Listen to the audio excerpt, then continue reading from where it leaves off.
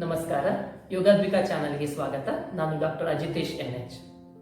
ನೀವು ಜೀರ್ಣಕ್ರಿಯೆಯ ಸಮಸ್ಯೆಯಿಂದ ಬಳಲ್ತಾ ಇದ್ದೀರಾ, ಅಥವಾ ನಿಮಗೆ ಬೆನ್ನು ನೋವು ಇದೆಯಾ, ಅಥವಾ ಮಲಬದ್ಧತೆಯಿಂದ ಬಳಲ್ತಾ ಇದ್ದೀರಾ? ಬನ್ನಿ, ಈ ಆಸನ ನಿಮಗೆ ಖಂಡಿತವಾಗಿಯೂ ಸಹಾಯ ಮಾಡಬಹುದು. ಹಾಗಾದ್ರೆ ಇವತ್ತು ನಾವು ಯಾವ ಆಸನದ ಬಗ್ಗೆ ತಿಳ್ಕೊಳ್ಳಿಕ್ಕಿದ್ದೇವೆ?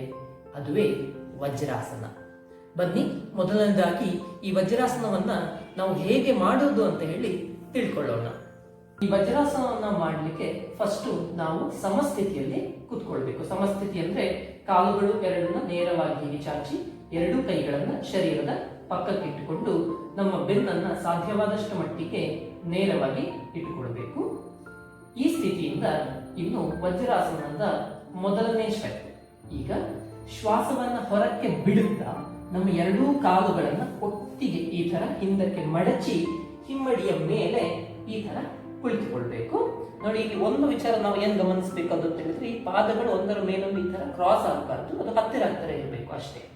ಹಾಗೂ ಕೈಗಳನ್ನ ಕಾಲಿನ ಮೇಲೆ ಈ ತರ ಆರಾಮದಲ್ಲಿ ಇಟ್ಟುಕೊಳ್ಳುವಂಥದ್ದು. ಭುಜಗಳನ್ನೆಲ್ಲ ಸಡಿಲ ಮಾಡಿ ನೇರವಾಗಿ ಎದುರುಗಡೆ ನೋಡಬೇಕು. ಹಾಗೂ ಇದೇ ಸ್ಥಿತಿಯಲ್ಲಿ ಕನಿಷ್ಠ 5 ಬಾರಿ ಉಸಿರಾಟವನ್ನು ಮಾಡಬೇಕು.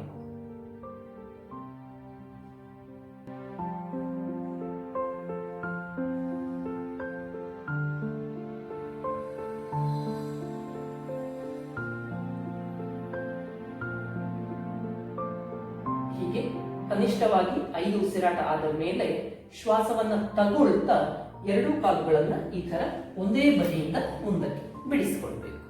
ಇಲ್ಲಿ ಯಾವುದೇ ಆಸನವನ್ನು ನಾವು ಅಭ್ಯಾಸ ಮಾಡ್ತಾ ಇದ್ರೂ ಅದರಲ್ಲಿ ಆಸನದ 4 ಭಾಗಗಳನ್ನ ನಾವು ಚೆನ್ನಾಗಿ ಗಮನದಲ್ಲಿ ಇಟ್ಟುಕೊಂಡು ಅಭ್ಯಾಸವನ್ನ ಮಾಡಬೇಕು. ಈ ಆಸನದ 4 ಭಾಗಗಳು ಯಾವುದು ಎಂಬುದನ್ನ ನಾನು ಹಿಂದಿನ ವಿಡಿಯೋದಲ್ಲಿ ತಿಳಿಸಿಕೊಟ್ಟಿದ್ದೇನೆ. ಆ ವಿಡಿಯೋದ ಲಿಂಕ್ ಅನ್ನ ಡಿಸ್ಕ್ರಿಪ್ಷನ್ ಅಲ್ಲಿ ಕೊಟ್ಟಿರ್ತೇನೆ. ನೀವು ವಿಡಿಯೋವನ್ನು ವೀಕ್ಷಿಸಿಲ್ಲ ಅಂತ ಹೇಳಿದ್ರೆ ಅದನ್ನ ವೀಕ್ಷಿಸಿ ಆನಂತರ ಈ ವಿಡಿಯೋವನ್ನ ವೀಕ್ಷಿಸಬಹುದು. ಈಗ ನಾವು ಅಭ್ಯಾಸ ಮಾಡಿದಂತಹ ಈ ವಜ್ರಾಸನಕ್ಕೆ ಯಾಕೆ ಈ ಹೆಸರು ಬಂತು ಅಂತ ಹೇಳಿದ್ರೆ, ವಜ್ರ ಅಂದ್ರೆ ನಮ್ಗೆಲ್ಲರಿಗೂ ಗೊತ್ತಿದೆ, ಡೈಮಂಡ್. ಇದರ ವಿಶೇಷತೆ ಏನು? ಇದು ಪ್ರಪಂಚದಲ್ಲೇ ಅತ್ಯಂತ ಕಠಿಣವಾದ ವಸ್ತು, ಸ್ಟ್ರಾಂಗೆಸ್ಟ್ ಮೆಟೀರಿಯಲ್ ಅಂತ ಹೇಳ್ತೇವೆ. ಈ ಆಸನದ ದಿನನಿತ್ಯ ಅಭ್ಯಾಸ ಮಾಡುವುದರಿಂದ ನಮ್ಮ ಶರೀರ ಹಾಗೂ ನಮ್ಮ ಮನಸ್ಸು ಎರಡೂ ಕೂಡ ವಜ್ರದಂತೆ ಸ್ಟ್ರಾಂಗ್ ಆಗ್ತದೆ. ಇಲ್ಲಿ ಶರೀರ ಸ್ಟ್ರಾಂಗ್ ಆಗುವುದು ಅಂತ ಹೇಳಿದ್ರೆ ನಮಗೆ ಯಾವುದೇ ರೀತಿಯಾದಂತಹ ರೋಗಗಳು ಬರುವುದಿಲ್ಲ ಎಂಬುದು ಅರ್ಥ. ಹಾಗಾಗಿ ಇದರ ದಿನನಿತ್ಯದ ಅಭ್ಯಾಸ ಬಹಳಷ್ಟು ಉಪಕಾರಿ. ಯಾವುದೆಲ್ಲ ಪ್ರಯೋಜನವನ್ನು ನಾವು ಪಡಿಬಹುದು ಈ ಅಭ್ಯಾಸವನ್ನ ಮಾಡುವುದರಿಂದ? ಮುಖ್ಯವಾಗಿ ನಮ್ಮ ಜೀರ್ಣಕ್ರಿಯೆ ಚೆನ್ನಾಗಿ ಸಾಗ್ತದೆ. ಅದೇ ರೀತಿ ಯಾರಿಗಾದ್ರೂ ಕಾನ್ಸ್ಟಿಪೇಷನ್ ಸಮಸ್ಯೆ ಇದ್ರೆ ಅದರಿಂದ ಹೊರಬರಲು ಇದು ಒಂದು ಉತ್ತಮವಾದ ಆಸನ. ಹಾಗೂ ಬೆನ್ನು ನೋವಿಗೆ ಇದು ಅತ್ಯುತ್ತಮ ಆಸನ. ನಾವು ಸ್ಥಿತಿಯಲ್ಲಿ ನೋಡಿರಬಹುದು, ಈ ಸ್ಥಿತಿಯಲ್ಲಿ ವಜ್ರಾಸನದ ಸ್ಥಿತಿಯಲ್ಲಿ ನಮ್ಮ ಬೆನ್ನು ನೇರವಾಗಿರುತ್ತದೆ ಹಾಗೂ ನಮ್ಮ ಕೆಳ ಬೆನ್ನಿಗೆ ಇರುವಂತಹ ಒತ್ತಡ ಕಡಿಮೆ ಆಗ್ತದೆ. ಹಾಗೂ ಇದರಿಂದ ನಮ್ಮ ಏನು ವರ್ಟೆಬ್ರಗಳಿವೆ ಅವುಗಳ ಮೇಲಿನ ಒತ್ತಡ ಕಡಿಮೆಯಾಗಿ ನಮಗೆ ಬೆನ್ನು ನೋವು ಬರುವಂತಹ ಸಾಧ್ಯತೆಗಳು ಕೂಡ ಕಡಿಮೆ ಇರುತ್ತದೆ. ಹಾಗಾಗಿ ಈ ಆಸನ ಎಲ್ಲರೂ ಮಾಡುವಂತಹ ಆಸನ. ಇಲ್ಲಿ ಮುಖ್ಯವಾಗಿ ಇದರ ಮೆಕ್ಯಾನಿಸಮ್ ಹೇಗಿರ್ತದೆ ಅಂತ ಹೇಳಿದ್ರೆ, ವೇಗಸ್ ನರ್ವ್ ಅನ್ನ ಈ ಆಸನ ಆಕ್ಟಿವೇಟ್ ಮಾಡ್ತದೆ. ವೇಗಸ್ ನರ್ವ್ ಅಂತ ಹೇಳಿದ್ರೆ ಅದೊಂದು ಕ್ರೇನಿಯಲ್ ನರ್ವ್, ನಮ್ಮ ಬ್ರೈನ್ ಇಂದ ನೇರವಾಗಿ ಬರುವಂತದ್ದು.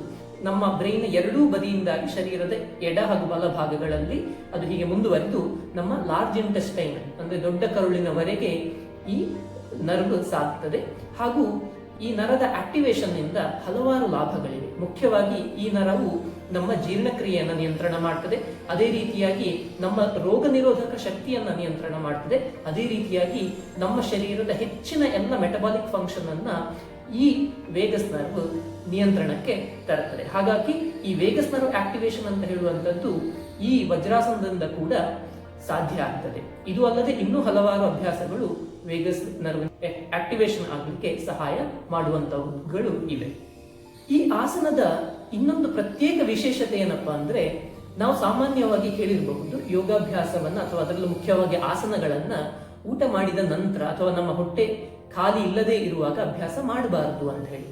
ಆದ್ರೆ ಈ ವಜ್ರಾಸನದ ವಿಶೇಷತೆ ಏನು ಅಂತ ಹೇಳಿದ್ರೆ, ಊಟ ಆದ ತಕ್ಷಣವೂ ಈ ಅಭ್ಯಾಸವನ್ನು ಮಾಡಬಹುದು. ಅದರಲ್ಲೂ ಮುಖ್ಯವಾಗಿ ಯಾರಿಗಾದ್ರೂ ಜೀರ್ಣಕ್ರಿಯೆ ಸಮಸ್ಯೆ ಇದ್ದವರಿದ್ರೆ ಅವರಿಗೆ ಊಟವಾದ ನಂತರ ಕನಿಷ್ಠ ಒಂದು 3ರಿಂದ 5 ನಿಮಿಷ ಈ ಆಸನದಲ್ಲಿ ಕುಳಿತುಕೊಳ್ಳುವುದರಿಂದ ಸಾಕಷ್ಟು ಪ್ರಯೋಜನ ಆಗ್ತದೆ. ಈ ವಜ್ರಾಸನ ಸ್ಥಿತಿಯನ್ನು ನಾವು ಗಮನಿಸಿದ್ರೆ ನಮಗೆ ಗೊತ್ತಾಗ್ತದೆ, ಇಲ್ಲಿ ನಮ್ಮ ಲೋವರ್ ಪಾರ್ಟ್ಸ್ ಅಂದ್ರೆ ಕಾಲಿನ ಭಾಗಕ್ಕೆ ರಕ್ತ ಸಂಚಾರವು ಸ್ವಲ್ಪ ಮಟ್ಟಿಗೆ ಕಡಿಮೆ ಆಗ್ತದೆ. ಹಾಗೂ ಇದೆಲ್ಲವೂ ಕೂಡ ನಮ್ಮ ಹೊಟ್ಟೆಯ ಭಾಗಕ್ಕೆ ಅಂದ್ರೆ ಎಲ್ಲಿ ಜೀರ್ಣಕ್ರಿಯೆ ನಡೀತದೆ ಆ ಭಾಗಕ್ಕೆ ರಕ್ತ ಸಂಚಾರದ ವೃದ್ಧಿ ಆಗ್ತದೆ. ಹಾಗೂ ಇದರಿಂದ ನಮ್ಮ ಜೀರ್ಣಕ್ರಿಯೆಯು ಚೆನ್ನಾಗಿ ಆಗಲಿಕ್ಕೆ ಇದು ಸಹಾಯ ಮಾಡ್ತದೆ. ಇದೇ ರೀತಿ ಇನ್ನು ಮುಂದಿನ ವಿಡಿಯೋಗಳಲ್ಲಿ ಇನ್ನಷ್ಟು ಆಸನಗಳ ಬಗ್ಗೆ ಹಾಗೂ ಇನ್ನಷ್ಟು ಪ್ರಾಣಾಯಾಮದ ಅಭ್ಯಾಸದ ಬಗ್ಗೆ ನಾನು ತಿಳಿಸಿಕೊಡ್ಲಿಕ್ಕಿದ್ದೇನೆ. ಈ ಎಲ್ಲ ವಿಡಿಯೋಗಳನ್ನು ನೀವು ತಪ್ಪದೆ ವೀಕ್ಷಿಸಿ ಇದರ ಲಾಭವನ್ನ ಪಡೆದುಕೊಳ್ಳಿ. ನಮ್ಮ ಚಾನೆಲ್ ಅನ್ನ ಇನ್ನೂ ನೀವು ಸಬ್ಸ್ಕ್ರೈಬ್ ಮಾಡಿಲ್ಲ ಅಂತ ಹೇಳಿದ್ರೆ ಸಬ್ಸ್ಕ್ರೈಬ್ ಮಾಡಿ ಹಾಗೂ ಈ ವಿಡಿಯೋವನ್ನ ನಿಮ್ಮ ಫ್ರೆಂಡ್ಸ್ ಹಾಗೂ ಫ್ಯಾಮಿಲಿ ಜೊತೆ ಶೇರ್ ಮಾಡ್ಕೊಳ್ಳಿ. ನಮಸ್ಕಾರ.